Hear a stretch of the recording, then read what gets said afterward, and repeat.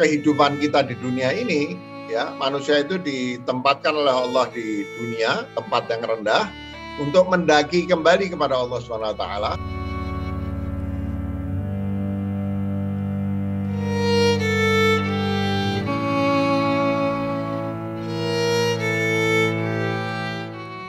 Bismillahirrahmanirrahim. Assalamualaikum warahmatullahi wabarakatuh. Alhamdulillahirabbil alamin wassalatu wassalamu ala asyrafil anbiya'i wal mursalin wa ala alihi wa sahbihi mayamin. Allahumma shalli ala Muhammad wa ali Muhammad. Alhamdulillah, hari ini kita akan lanjutkan dengan beberapa episode lagi terkait dengan sharing kita mengenai kehidupan perkawinan dan kehidupan berkeluarga, khususnya terkait hubungan suami istri. Di dalam episode 3 yang lalu, saya sudah menyinggung sebuah ayat Al-Quran yang selalu dikutip di dalam ceramah-ceramah atau nasihat perkawinan, di dalam undangan-undangan, ya, sampai-sampai beberapa kata di dalam ayat Al-Quran itu sudah masuk ke dalam kosakata bahasa Indonesia, ya, bahkan sudah menjadi sebuah singkatan, yaitu Samawa, yang merupakan singkatan dari sakinah, mawaddah, dan rahmah, ya. Nah, di dalam sharing yang lalu saya sudah menunjukkan perbedaan makna dari kata mawaddah dan rahmah. Pada kesempatan ini saya ingin melengkapi penafsiran atau pemahaman tentang ayat tersebut untuk menunjukkan betapa perkawinan itu adalah sesuatu yang luar biasa sakral, bahkan juga bisa menjadi petunjuk jalan kita menuju Allah Subhanahu wa taala, ya.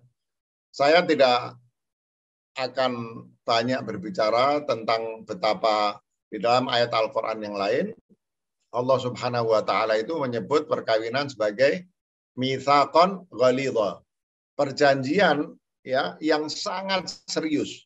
Dan kita akan lihat bahwa perjanjian ini bisa jadi perjanjian antara laki-laki dan perempuan yang menikah, tapi bisa menjadi perjanjian antar manusia yang menikah dengan Allah Subhanahu wa taala. Dan makna yang kedua itu yang lebih dekat, karena kata mitsaqan ghalidha ini dipakai oleh Allah Subhanahu wa taala dalam satu ayat lain, dalam satu rujukan lain, yaitu terkait dengan perjanjian antara Allah Subhanahu wa taala dan umat manusia, agar umat manusia mau menanggung amanah melaksanakan atau menyelenggarakan tujuan penciptaan sebagai khalifahnya di muka bumi. Ya, di dalam ayat itu Allah SWT mengatakan bahwa amanah untuk menyelenggarakan tujuan penciptaan sebagai khalifahnya Allah di atas bumi itu sebelumnya sudah ditawarkan kepada langit dan bumi. Langit dan bumi menolak. Nggak sanggup saya, ya Allah, terlalu berat perjanjian ini. Mitsaqan ghalidha itu memang perjanjian yang berat. Kami nggak sanggup, kami nggak mampu, karena itu kasih ke yang lain. Kemudian Allah menawarkan kepada manusia, manusia menerima mitsaqan ghalidha, meskipun banyak di antara manusia ini yang boleh dibilang mengkhianati perjanjian dengan Allah untuk bisa menjadi khalifahnya di dalam menyelenggarakan urusan di muka bumi dan mencapai tujuan penciptaan. Segitu besar dan seriusnya perjanjian di dalam perkawinan ini, sehingga Allah hanya untuk kedua kalinya di dalam Al-Quran menggunakan istilah mitsaqan ghalidha untuk perkawinan, ya.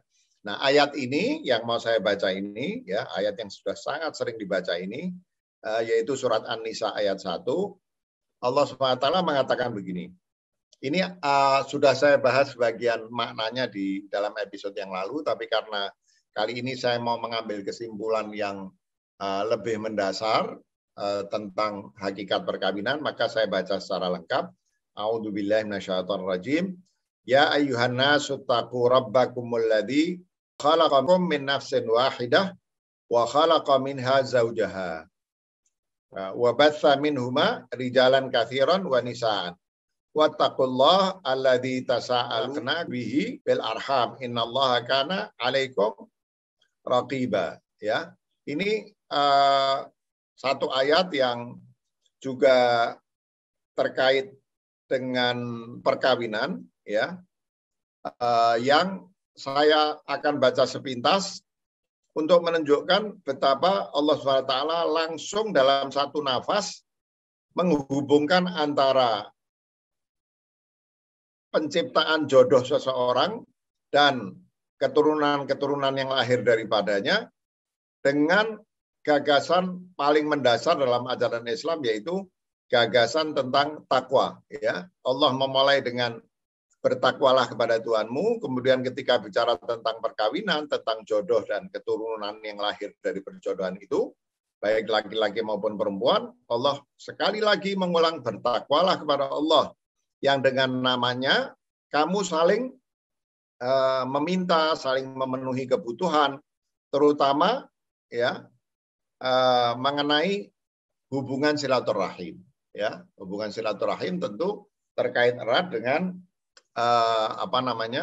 hubungan suami istri, yang dari hubungan silaturahim itu lahirlah keluarga. Nah, tapi ayat yang akan saya baca selanjutnya, yang saya sebutkan di dalam berbagai ceramah dan di dalam undangan-undangan perkawinan, yaitu surat Ar-Rum ayat 21, ya. Allah SWT mengatakan, wa min ayatihi an khalaqalakum min anfusikum azwaja litaskunu ilaiha wa ja'ala bainakum mawaddatan wa rahmah inna fi dzalika la ayatil liqaumin yatafakkarun. Ya.